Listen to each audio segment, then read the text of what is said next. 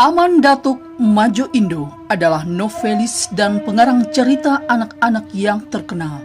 Dia lahir di Supayang, Solok, Sumatera Barat tahun 1896 dan meninggal di Surukan, Solok, Sumatera Barat tanggal 6 Desember 1969.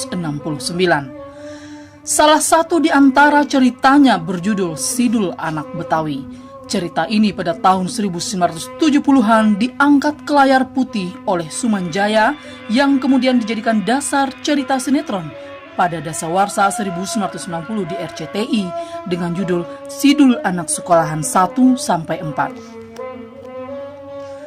Aman bersekolah di Island School, Sekolah Bumi Putra tahun 1906 sampai 1911. Dia bercita-cita menjadi pengarang dan juga ingin menjadi redaktur dan penerjemah buku anak-anak ke dalam bahasa Melayu.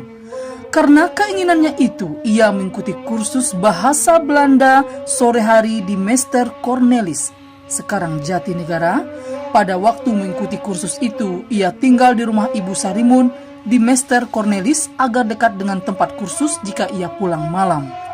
Setelah lulus kursus, Aman diangkat sebagai redaktur yang memberinya banyak kesempatan untuk menyadur, menerjemahkan, dan mengarang.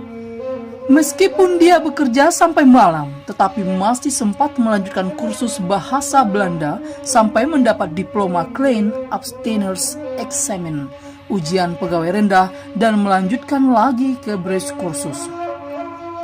Aman menjadi guru di Solok tahun 1912 sampai 1914 dan guru kelas 2 di Sudut Air tahun 1914 sampai 1919. Tahun 1919 Aman merantau ke Jakarta dan bekerja di toko buku.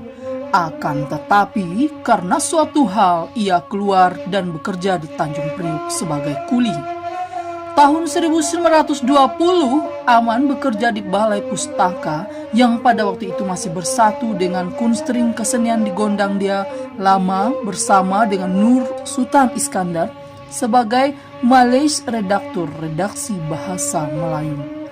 Dia berkenalan dengan staf redaksi yang lain seperti Tuli Sultan Sati, Sultan Muhammad Zain, dan Sultan Pamuncak yang menurutnya banyak mempunyai andil dalam perjalanan karirnya sebagai pengarang. Aman mengakhiri tugasnya di Balai Pustaka tanggal 30 Juni 1958, akan tetapi keesokan harinya ia mulai bekerja di penerbit Jambatan yang dipimpin oleh Sultan Pamuncak. Aman Datuk Madjo Indo adalah karyawan yang rajin tetapi kurang memperhatikan kesehatan. Sebagai akibatnya, ia sakit paru-paru dan harus dirawat di Sanatorium Cisarua Bogor. Tahun 1927, ia mengambil cuti istirahat di Solok, kampung halamannya yang secara kebetulan mempunyai kesejukan udara yang sama dengan Cisarua. Akan tetapi di Solok pun ia tetap tidak dapat beristirahat, sehingga ketika ia habis masa cutinya, baru mulai bekerja lagi. Beberapa bulan kemudian ia jatuh sakit dan harus dirawat kembali di Sanatorium Cisarua. Karena terdorong oleh keinginannya mengisi majalah mingguan Panji Pustaka, setelah keluar dari Sanatorium Cisarua, ia mengarang cerita anak-anak dengan tema anak Betawi asli yang tidak mau bersekolah dan hanya mengaji saja. Dalam cerita tersebut digambarkan anak-anak Betawi yang hanya mengaji tertinggal dari anak-anak luar Betawi.